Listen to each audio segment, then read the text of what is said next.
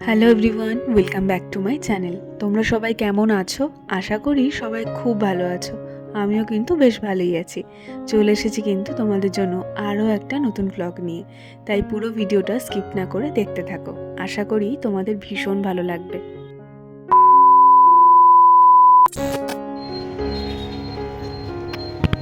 ও মামাম, good morning. Radhe Radhe. Radhe Radhe করো, করো রাধে রাধে করো, করো করো, করবে না? এই তো রাধে রাধে। তুমি ঘুম থেকে উঠে পড়েছো? গুড মর্নিং বলেছো সবাইকে? বলো, বলো গুড মর্নিং। বলেছো? বলোনি তো, বলো। বলো আজকে সারাটা দিন আমাদের কেমন কাটবে সেটাই তোমাদের সাথে শেয়ার করব। কোথায় কোথায় কোথায় কোথায়? ওরে বাবা, লি নম করে দাও, ঠাকুরকে একটু নম করলো। তো এই উঠলাম জাস্ট একটু আগেই। তো মেয়েও উঠলো। এখন হচ্ছে ব্রাশ করব, কিছুই হয়নি। ব্রাশ করব, ওকেও ব্রাশ করাবো। তো আজকে সারাটা দিন কেমন কাটছে সেটাই তোমাদের সঙ্গে শেয়ার করব। এই যে হ্যালো করে দাও সবাইকে, হ্যালো হ্যালো করো। হ্যালো কানে দিয়ে হ্যালো করতে বললাম আমি তোমাকে, আমি বললাম এরকম করে দাও, হ্যালো হ্যালো করো। এবার শীতটা পড়ছে আস্তে আস্তে। আর তাও তো এ কিছুতেই গায়ে কিছু রাখবে না, জানি না বাচ্চাদের কি সমস্যা, মানে গায়ে কোনো কিছুই দিয়ে রাখা যাচ্ছে না। গোটা রাত্রি প্রায় বলতে গেলে সব কিছু মানে গা থেকে যাই দিচ্ছি সব সরিয়ে দিচ্ছে। একটা জাস্ট এই নর্মাল গেঞ্জি পরেই শোয়, আবার বেশি ভারী কিছু পরিয়ে শোয়ালেও ঘেমে যায়, তো ওটাকে ডাক্তার বারণই করে দিয়েছে। তো ওটা তো পড়াই না, কিন্তু গায়েও কিছু রাখতে চাইছে। ও হচ্ছে ব্রাশ, আর মেয়েকেও দিয়ে দিচ্ছি ব্রাশ করতে। করে নাও, চটপট করে করো। ঘরটাতে সকালের দিকটা মানে 9টা ওরকম সময় করে এত সুন্দর রোদ পড়ে, ওগুলো কিছু হাত দেবে না কিন্তু। এত সুন্দর রোদ পড়ে, দেখো কি সুন্দর রোদটা পড়েছে। এখানটা দাঁড়াও, এই রোদে দাঁড়িয়ে দাঁড়িয়ে ব্রাশ করো, রোদটাতে দাঁড়াও, এখানটা দাঁড়াও, হ্যাঁ এখানে দাঁড়িয়ে ব্রাশ করো। দেখি তো, ই করো তো, ই করে করো, ই। এই শীতকালের সকালগুলোয় ঘুম থেকে ওঠার পর ঘরদোরের যা অবস্থা হয়ে থাকে না, চোখে দেখা যায় না। আর আমি যেহেতু একটু ঘরবাড়ি গুছিয়ে রাখতে পছন্দ করি, তাই আমি তো আরোই যেন কিছুই দেখতে পাই না। প্রচণ্ড একদম অগোছালো হয়ে থাকে, বিছানাতে হাজারো বালিশ, তারপর হচ্ছে ব্ল্যাঙ্কেট, তারপর আমার মেয়ের আলাদা সমস্ত কিছু। তো সেগুলো সকালে উঠে প্রত্যেকটা আলাদা আলাদা করে ভাঁজ করে রাখা, বেডটাকে একদম ক্লিন করা, তো সেটা কিন্তু আমাকে করতেই হবে অ্যাট এনি কস্ট। মানে যেভাবেই হোক না কেন আমি কিন্তু সেটা করবই। তো মেয়েকে ব্রাশ ট্রাশ করিয়ে ওর বাবার কাছে একটু বসিয়েছি, ওরা দুজন মিলে খেলা করছে বারান্দায়। তো সেই ফাঁকে আমি কিন্তু বেডটাকে ক্লিন করে নিচ্ছি একদম ভালো করে। না, আমি প্রথমে চাদরটাকে তুলি, তারপর ঝাড়ি, কেননা ওই যে বেড মানে চাদরটাকে জাস্ট ঝাড়ু দিয়ে ঝাড়লে আমার ঠিক পোষায় না। তো আমি তুলে তারপর ভালো করে ঝাড়ি।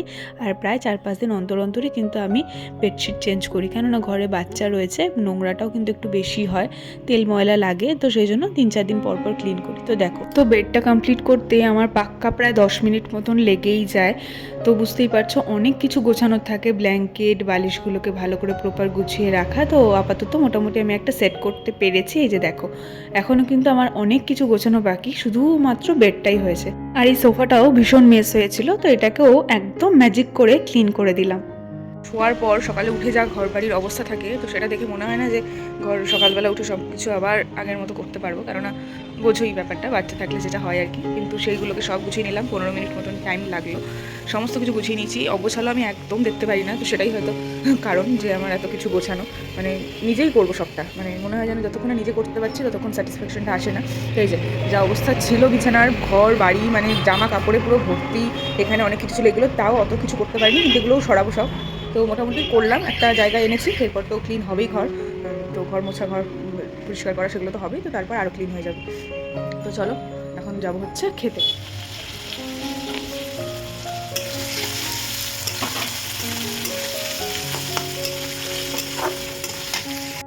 তো আমাদের সবারই ব্রেকফাস্ট কমপ্লিট হয়ে গেছে। সকালে মেয়েকে একটু সুজি খাইয়ে দিয়েছি, আমিও একটুখানি ব্রেড টোস্ট খেয়ে নিয়েছি।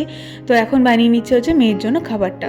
আমাদের যেহেতু কুক রয়েছে, তো আমাদের খাবার তো হয়েই যায়, কিন্তু আমি মেয়েরটা কারোর উপর ভরসা করি না অ্যাকচুয়ালি। তো মাঝে মধ্যে আমার শাশুড়িমা করে দেয়, আর মাঝে মধ্যে সেও করে দেয় যদি খুব ব্যস্ত থাকি, কিন্তু বেশিরভাগ দিনে আমি চেষ্টা করি আমি করার আর কি।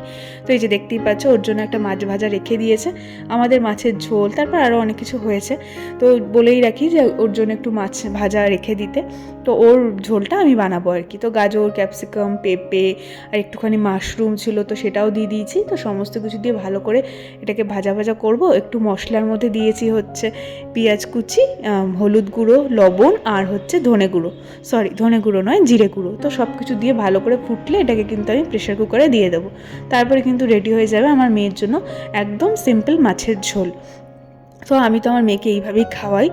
আর এইদিকে কিন্তু বানিয়ে নিচ্ছি হচ্ছে স্যুপ, তো যেটা কিনা বিকেলে মেয়েকে খাওয়াবো। তো বিকেলে তো সময় যদি না পাই, তো সেই জন্য ভাবলাম যে এখনই যখন একটা রান্না করছি তো এখনই করে রাখি। তো কাটাকুটি সমস্ত কিছু করে নিলাম, পেঁয়াজ, তারপর একটু ঘরে গাজর ছিল তো গাজরই দিয়েছি, রসুন কুচি করে নিয়েছি, কর্ন ছিল কর্ন দিয়েছি, একটু চিকেন শ্রেডেড করে দিয়েছি সিদ্ধ করে ভালো করে, আর এখানে মাশরুমটাও অ্যাড করেছি। তো সমস্ত কিছু দিয়ে ভালো করে কিন্তু স্যুপটা বানিয়ে নেব।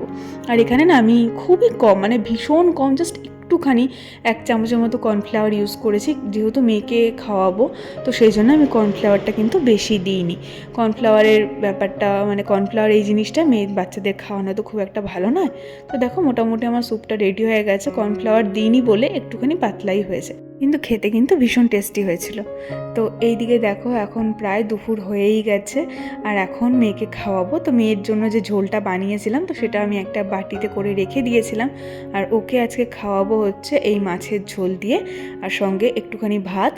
আজকে ভেবেছি আজকে আর একদম ছাঁকনিতে ছেঁকে ওকে খাওয়াবো না, কেননা ও দেখি সেই ছাঁকনিতে ছেঁকে খাওয়ালেও মুখ থেকে সেই সবটাই ফেলে দিচ্ছে। সে যেভাবেই হোক, যতভাবেই হোক, বিভিন্ন রকম পদ্ধতিতে চেষ্টা করছি, খায় না। তো এইভাবে ভাবলাম আজকে খাইয়ে দেখি।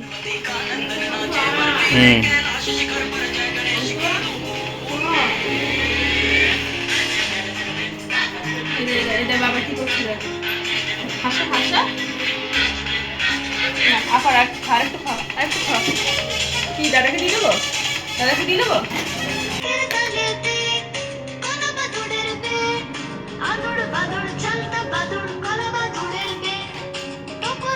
কাকা খাবি না মাছ? খাবি না? খাবি? খাবি না? শোনো মা, চাপো, ঘোড়ায় চাপো, ঘোড়ায় চাপি দাও তোকে, চাপি দাও, চাপি দাও।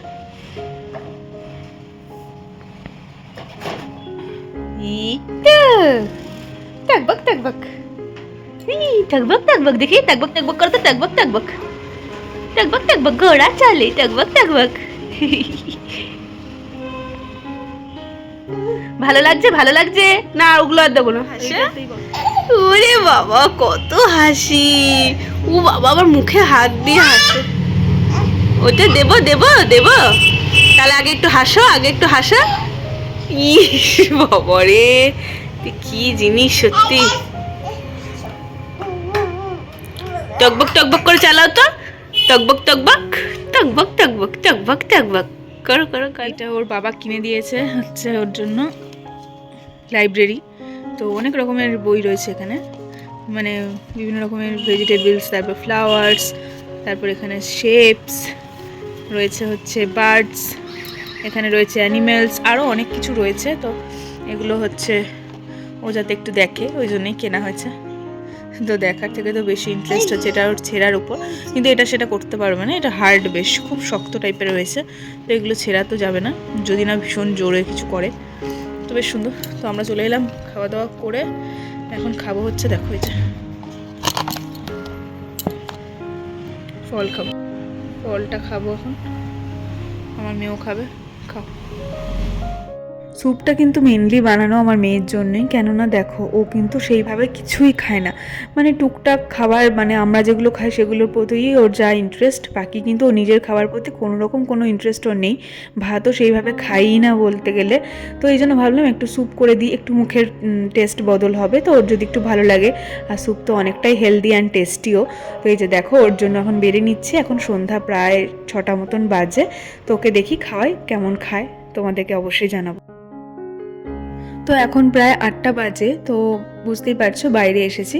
তো এসেছি হচ্ছে একটা বিয়েবাড়ি অ্যাটেন্ড করতে। তো এখানে আমি আর মা দুজনেই চলে এসেছি।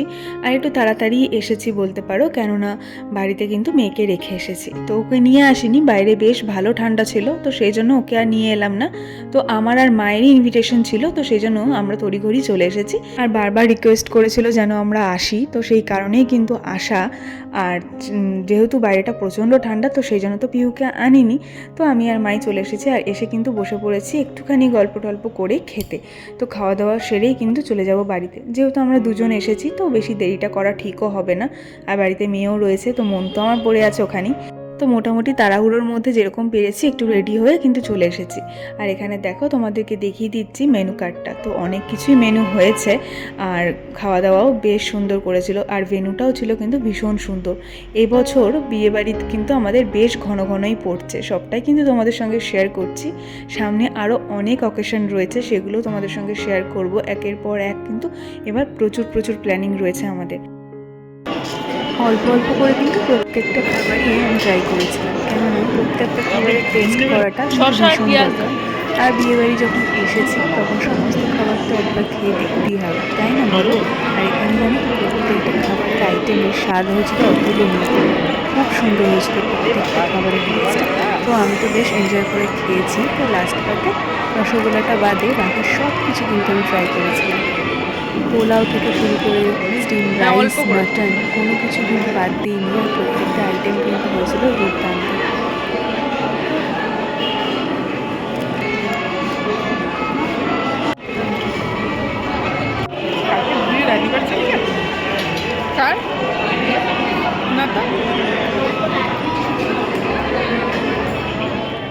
প্রতিটা খাবার না এত সুস্বাদু হয়েছিল আর এত সুন্দর হয়েছিল, মানে সত্যি কথা বলতে এই বিয়েবাড়ি সিজনে আমার খাওয়া কিন্তু বেস্ট বিয়েবাড়ি এটাই ছিল। এত ভালো হয়েছিল সমস্ত রান্নাগুলো। তো মাটন তো আমি ডাবল নিয়ে নিয়েছিলাম, এতটাই ভালো লেগেছে। আর লাস্ট পাতে এই চাটনি পাঁপড় খাওয়ার পর এই বেকড কাঁচাগোল্লা যেটা নলেন গুড়ের, এটা তো আমার এখনও অবধি মুখে লেগে রয়েছে, এটা অপূর্ব ছিল খেতে। তো লাস্টে দেখতেই পাচ্ছ পান আর আইসক্রিম নিয়ে কিন্তু উঠে পড়েছি। তো বেরিয়ে যাচ্ছি, এখন চলে যাব হচ্ছে বাড়িতে। হয়ে গেছে বিয়েবাড়ি, বাজে হচ্ছে 9:20। মেয়েকে যেহেতু রেখে এসেছি তাড়াতাড়ি যাচ্ছি, চলেই যাচ্ছি একদম। এখন গেলে পৌঁছে যাবো 9:10টার মধ্যে, বেশি তো দূর না। তো চলো যাই, বাইরে বিশাল ঠান্ডা।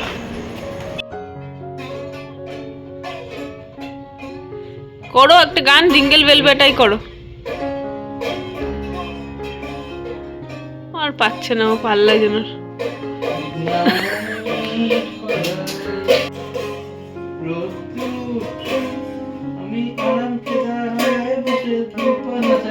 নাচা নাচা নাচা।